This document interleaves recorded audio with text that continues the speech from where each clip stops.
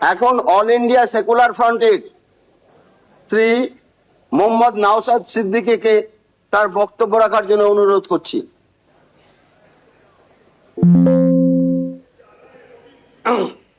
ধন্যবাদ speaker sir. তাপসদা, আপনাকে all India secular front পার্টির পক্ষ থেকে স্বাগত জানাচ্ছি স্পিকার নির্বাচিত হওয়ার জন্য। আমরা আশা করব আগামী 5 বছর আপনার নেতৃত্বে এই অগাস্ট হাউস তার গরিমাকে বহন করে চলবে এবং সাথে সাথে আমরা যারা বিরোধী আছি তাদের সর্বোৎকৃষ্ট জায়গা, মতামতের জায়গা হচ্ছে এই অগাস্ট হাউস।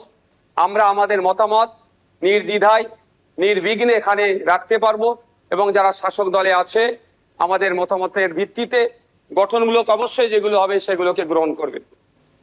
স্পিকার স্যার, আপনার অনুমতি নিয়ে দু একটা কথা বলবো, যদি এই প্রসঙ্গ নয়।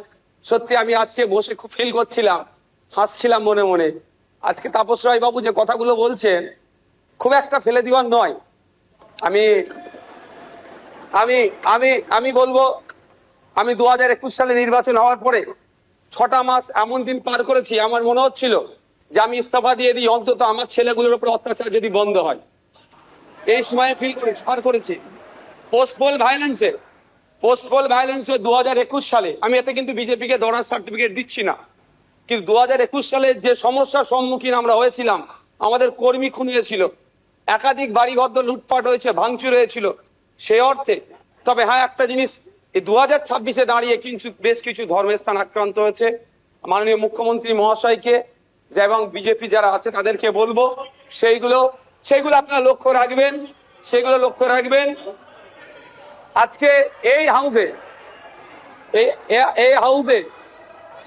হাউসে যে কথা চালাচালি হচ্ছে, আমি বসে বসে ফিল করছিলাম সময় গিয়েছে আমাদের বক্তব্য, বিরোধীদের বক্তব্য শাসকের পছন্দ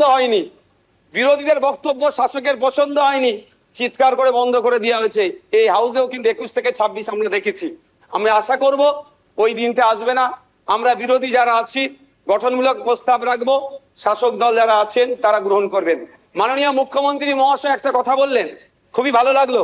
আমরা যারা একাধিকবার বিভিন্ন দপ্তরে লেটার করেছি, ন্যূনতম রেকগনাইজ আমাদের লেটারকে করা হয়নি, ইনক্লুডিং চিফ মিনিস্টারের কাছে।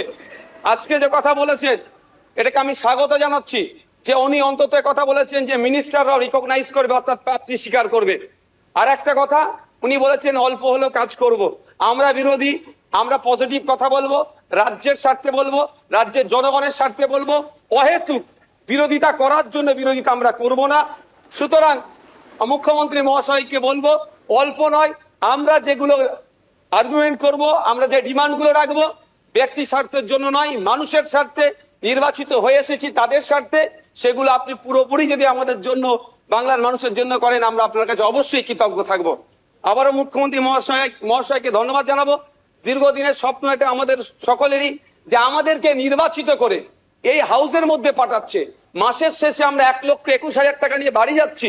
আমরা সেই জনগণের জন্য কি রোল প্লে করছি, কি বক্তব্য দিচ্ছে হাউসের মধ্যে? না, হাউসের মধ্যে এসে শুধু সময় কাটিয়ে চলে যাচ্ছি।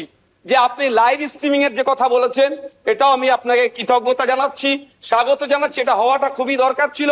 বাংলার মানুষ অন্তত আগামী নির্বাচনগুলোতে তাদের জনপ্রতিনিধি হিসাবে কাদেরকে চুজ করবে, কেমন মানুষকে পাঠানো দরকার, তারা যেখানে বাংলার আইন তৈরি হচ্ছে আগামী 5 বছর বাংলার শিক্ষা, স্বাস্থ্য, কর্মসংস্থান থেকে শুরু করে কৃষকের রুজি রুটির প্রশ্নে, প্যারা টিচার থেকে শুরু করে বিভিন্ন ক্ষেত্রে সমকাজের সমবেতন নিয়ে, এক কথায় আগামী 5 বছর বাংলা কিভাবে চলবে, বাংলার মানুষের স্বার্থে কি আইন তৈরি হচ্ছে, আইন পজিটিভ। একটু ছোট করুন। বিরোধী স্যার, শেষ করবো। বিরোধী হলেও স্যার একটা দিন সুযোগ পাচ্ছি বলার, এরপর তো টাইম মেনটেন করে দেবেন। তো স্যার সেই জায়গাগুলো লাইভ যেটা আছে সেটা আমি স্বাগত জানাচ্ছি। আমি আবারও আপনাকে ধন্যবাদ জানিয়ে বলবো, বহুদলীয় যে গণতন্ত্র আছে সেটার পূর্ণ মর্যাদা দিয়ে আমাদের মতো ছোট্ট যারা বিরোধী আছি তাদেরকে পরিসর দেবেন। ধন্যবাদ স্যার।